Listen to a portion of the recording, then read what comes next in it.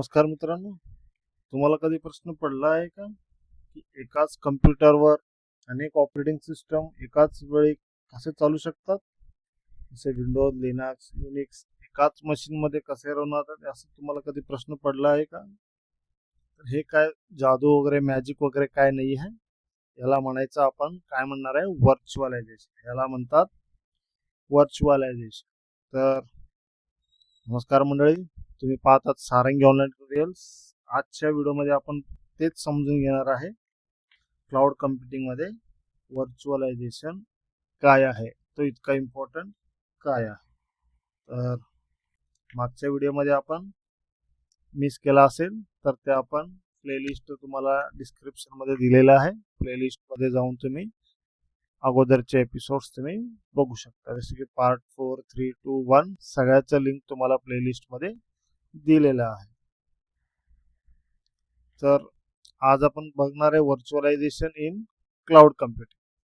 तर आजच्या व्हिडिओमध्ये आपण काय काय बघणार आहे, व्हर्च्युअलायझेशन म्हणजे काय, व्हर्च्युअलायझेशनचं गरज काय आहे, need for virtualisation, virtual machine म्हणजे काय, हायपरवायझर म्हणजे काय, टाइप्स ऑफ हायपरवायझर्स आणि ॲडव्हान्टेज ऑफ व्हर्च्युअलायझेशन. मग लास्टला आपण बघणार आहे ह्या व्हिडिओचा समरी.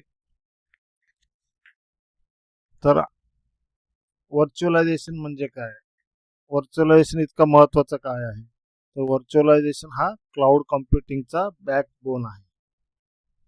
ठीक आहे, व्हर्च्युअलायझेशन काय आहे, बॅकबोन आहे क्लाउड कम्प्युटिंगचं. Virtualization is the process of काय आहे, creating virtual version of resources. म्हणजे सोप्या भाषेत सांगायचं झालं तर व्हर्च्युअलायझेशन म्हणजे एकाच फिजिकल कम्प्युटरला व्हर्च्युअल भागामध्ये डिवाइड करणे. म्हणजे तुमचा एखादी सर्व्हर किंवा एखादी मशीन किंवा रिसोर्सेस आहेत, त्याला आपण व्हर्च्युअली डिवाइड करणार आहे. त्या व्हर्च्युअल डिवाइडला करणे म्हणजे काय, तर हे व्हर्च्युअलायझेशन आहे. व्हर्च्युअलायझेशन काय का, it allows multiple operating system run on the single machine. म्हणजे तुमच्याकडे एक CPU आहे, त्याच्यामध्ये मल्टिपल ऑपरेटिंग सिस्टम तुम्ही रन करू शकता. कशा थ्रू, हे व्हर्च्युअलायझेशनमुळे शक्य आहे. विदाउट व्हर्च्युअलायझेशन तुम्ही एका सिस्टमवर फक्त तुम्ही एकच ऑपरेटिंग सिस्टम रन करू शकता. पण जर आपण व्हर्च्युअलायझेशन केला तर काय होणार आहे, एकाच सिस्टमवर फिजिकल मशीनवर तुम्ही काय करू शकता, मल्टिपल ऑपरेटिंग सिस्टम रन करू शकता. म्हणजे एकाच हार्डवेअर अनेक व्हर्च्युअल कम्प्युटर्सवर चालवणे म्हणजे काय आहे, आपला हे व्हर्च्युअलायझेशन आहे. तर वाय व्हर्च्युअलायझेशन इज नीडेड, म्हणजे व्हर्च्युअलायझेशनची नीड काय आहे. म्हणजे समजा तुमच्याकडे एक मोठं घर आहे किंवा एक मोठी जागा आहे आणि तुम्ही त्या घरात वेगवेगळ्या एक सेपरेट रूम बनवले आहेत आणि वेगवेगळे लोक राहत आहेत. म्हणजे तुम्ही एकाच जागेला आपण काय केलंय, त्याला डिवाइड केलं पार्टिशन मध्ये आणि त्यामध्ये आपण लोक राहू शकतो. तसंच आपण काय केलंय, फिजिकल कम्प्युटरला डिवाइड केलं व्हर्च्युअल मध्ये आणि त्या व्हर्च्युअल मध्ये वेगवेगळ्या ऑपरेटिंग सिस्टम्स आपण रन करतोय. आता व्हर्च्युअलायझेशनची गरज काय आपल्याला, म्हणजे बेटर युटिलायझेशन ऑफ रिसोर्सेस. म्हणजे तुमचं जे CPU आहे, एकाच वेळी एकाच ऑपरेटिंग सिस्टम रन केल्यामुळं तेवढं पूर्ण त्याचा उपयोग होत नाही. पण आपण व्हर्च्युअलायझेशन जर केलं तर एकाच सर्व्हरचा आपण जास्तीत जास्त उपयोग घेऊ शकतो. आणि कॉस्ट रिडक्शन, म्हणजे एकाच सर्व्हरवर आपण काय करतोय, मल्टिपल ऑपरेटिंग सिस्टम किंवा मल्टिपल सिस्टम रन करतोय. ह्याच्यामुळे काय होत आहे, कॉस्ट रिडक्शन होत. फक्त रिसोर्सेस एकाच सिस्टीमला किंवा एकाच कम्प्युटरला जात नाही, तर काय होत आहेत, वेगवेगळ्या ऑपरेटिंग सिस्टम वापरू शकतो. ह्याच्यामुळे काय होतं, आपला खर्च कमी होऊ शकतो आणि इफिशियंट मॅनेजमेंट, रिसोर्सेस सहज मॅनेज करता येतात. एका सिस्टीमवर असल्यामुळे काय होत आहे, रिसोर्सेस सहज मॅनेज करता येतात. आणि व्हर्च्युअलायझेशनमुळे स्केलेबिलिटी वाढते. स्केलेबिलिटी म्हणजे आपण पुढच्या व्हिडिओमध्ये बघणारच आहे, स्केलेबिलिटी म्हणजे काय. स्केलेबिलिटी म्हणजे तुमच्या गरजेनुसार रिसोर्सेस वाढवणे किंवा कमी करणे, ह्याला स्केलेबिलिटी म्हणतात. आपण पुढच्या भागात ते पूर्ण डिटेलमध्ये बघणार. Virtualization is the foundation for creating efficient, cost effective and scalable cloud environments. ठीक आहे, व्हर्च्युअलायझेशन का लागतो आपल्याला? Better utilization, cost reduction, efficient management and स्केलेबिलिटीसाठी आपल्याला व्हर्च्युअलायझेशनची गरज आहे. आता मला सांगा, दोन्ही आपण बघणार आहे, ट्रॅडिशनल सिस्टम आणि व्हर्च्युअलायझ, दोन्हीमध्ये डिफरन्स काय? आपण व्हर्च्युअलायझेशन नाही केलं तर काय होणार आहे आणि व्हर्च्युअलायझेशन केलं तर काय होणार आहे, ते तुम्ही बघू शकता. ट्रॅडिशनल म्हणजे जुनी पद्धत, एका one server one operating system. ह्याच्याने काय होणार आहे? हार्डवेअर युटिलायझेशन कमी होणार आहे. म्हणजे तुमच्याकडे एकच ऑपरेटिंग सिस्टम आहे आणि एकच सर्व्हर आहे. जर तुम्ही तेच व्हर्च्युअलाइज केला सिस्टम तर काय होणार आहे? One server multiple virtual machines. ह्याच्यामुळे काय होणार आहे? तुमचा रिसोर्स युटिलाइज जास्त होणार आहे. म्हणजे एकच ऑपरेटिंग सिस्टम असल्यामुळे तुमचा रिसोर्स काही वेळा आयडियल राहू शकते. मल्टिपल ऑपरेटिंग सिस्टम जर असल्या तर काय होणार आहे? तुमचा रिसोर्स युटिलायझेशन वाढणार आहे. म्हणजे पूर्वी एक सर्व्हरवर फक्त एकच ऑपरेटिंग सिस्टम काम करायचं, पण आता तसं नाही आहे. आता एकाच सर्व्हरवर अनेक ऑपरेटिंग सिस्टम आपण चालवू शकतो. आता व्हर्च्युअल मशीन म्हणजे काय? आता आपण व्हर्च्युअलायझेशन बघितलंय.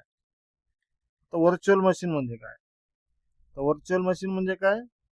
व्हर्च्युअल मशीन म्हणजे जे आपण क्रिएट केलेले आहे आपल्या सर्व्हरमध्ये. Virtual machine is a software based computer. म्हणजे एक आपण व्हर्च्युअल मशीन बनवलं आहे जे आपल्या फिजिकल मशीन सारखंच असणार आहे, पण कशा थ्रू असणार आहे? ते software based computer. Each virtual machine प्रत्येकाला स्वतःच्या ऑपरेटिंग सिस्टम आणि ऍप्लिकेशन्स वेगवेगळ्या असणार आहेत. व्हर्च्युअल मशीनचे प्रत्येक व्हर्च्युअल मशीनचं काय आहे? वेगवेगळं ऑपरेटिंग सिस्टम असणार आहे आणि त्यांचं ऍप्लिकेशन वेगळे असणार आहे. जरी हे व्हर्च्युअली असलं तर works like a real computer. म्हणजे जरी तो व्हर्च्युअली असला तरी तो आपल्या ओरिजिनल कॉम्प्युटर असल्यासारखं तो काय करणार आहे? वर्क करणार आहे.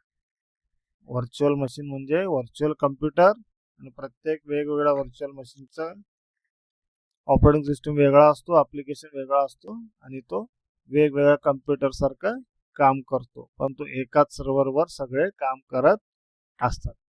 हे म्हणजे आपलं व्हर्च्युअल मशीन. आता ह्या व्हर्च्युअल मशीन कसं क्रिएट करणार, ह्याला मॅनेज कसं करणार?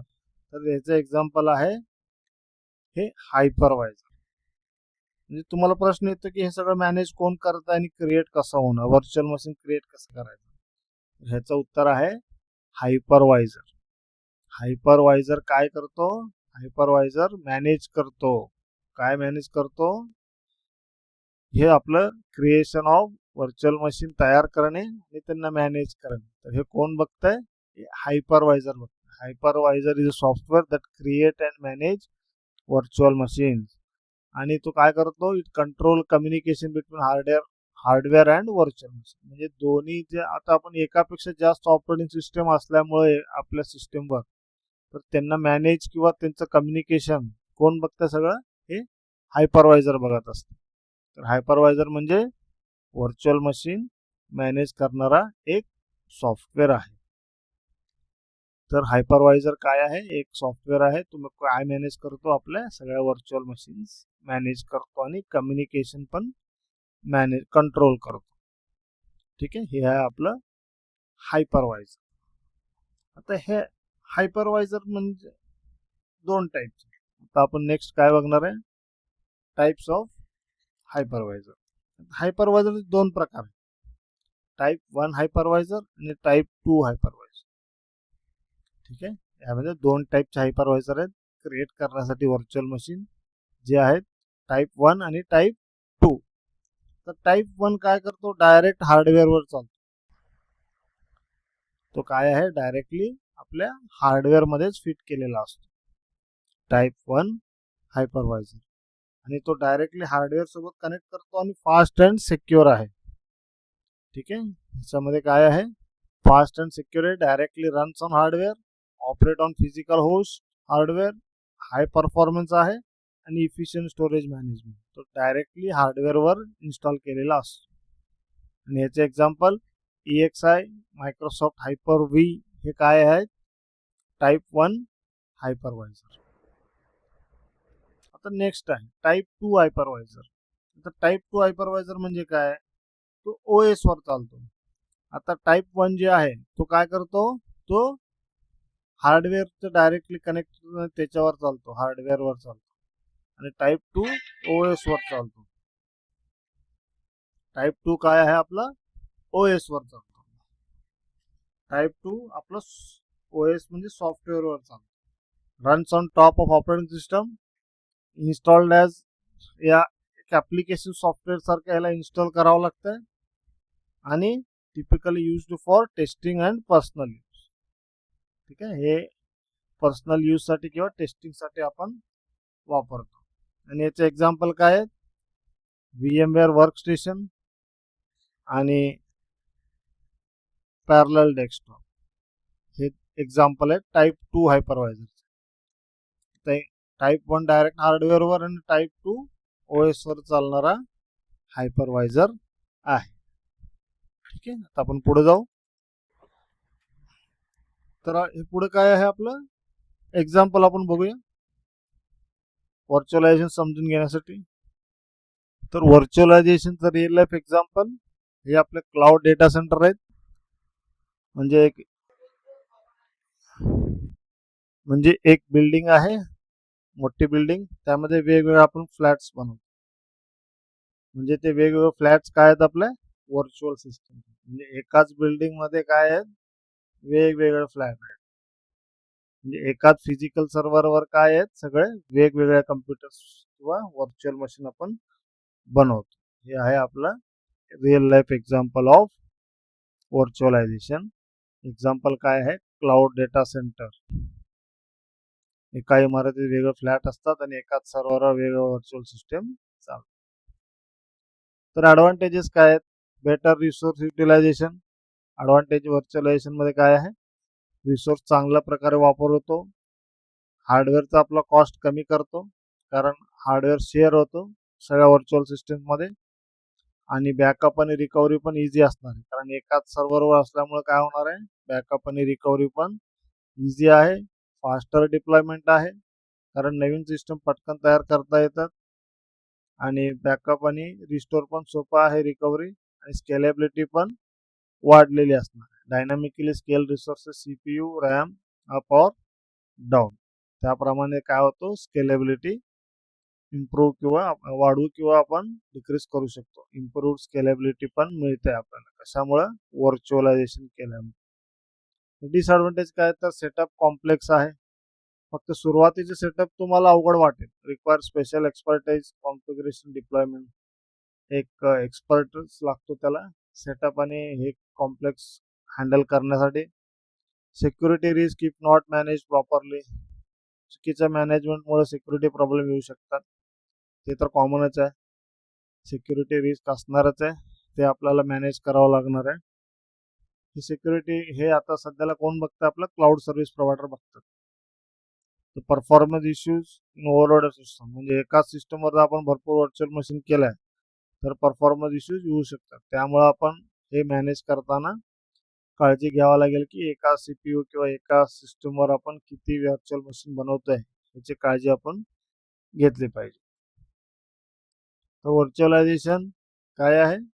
Backbone of cloud computing. Scalability वाढवतो आणि एफिशियन्सी अँड कॉस्ट इफेक्टिव्हनेस. म्हणजे व्हर्च्युअलायझेशन मुळेच हे क्लाउड कम्प्युटिंग शक्य आहे. जर व्हर्च्युअलायझेशन नसेल तर काय आहे हे क्लाउड कम्प्युटिंग वगैरे काय शक्य होणार नाही. ठीक आहे, समरी हा काय आहे ओव्हरव्ह्यू. व्हर्च्युअल मशीन्स क्रिएट करतो आपण एकाच सर्व्हरमध्ये, त्याला काय म्हणायचं व्हर्च्युअलायझेशन. आणि दोन टाईप हायपरवायझर मॅनेजेस व्हर्च्युअल मशीन. आणि दोन टाईपचे हायपरवायझर आहेत, टाईप 1 आणि टाईप 2 हायपरवायझर. बेनिफिट्स काय आहेत व्हर्च्युअलायझेशनचे? Scalability, flexibility and cost saving. हे आहे आपलं आजचं समरी. नेक्स्ट व्हिडिओमध्ये आपण इलॅस्टिसिटी अँड स्केलेबिलिटी बघणार आहे. तर इलॅस्टिसिटी अँड स्केलेबिलिटी डिटेलमध्ये आपण नेक्स्ट व्हिडिओमध्ये बघू. तोपर्यंत काय, thanks for watching the video. तर आपण काय करा, like share and subscribe sarangi online tutorials. Thank you.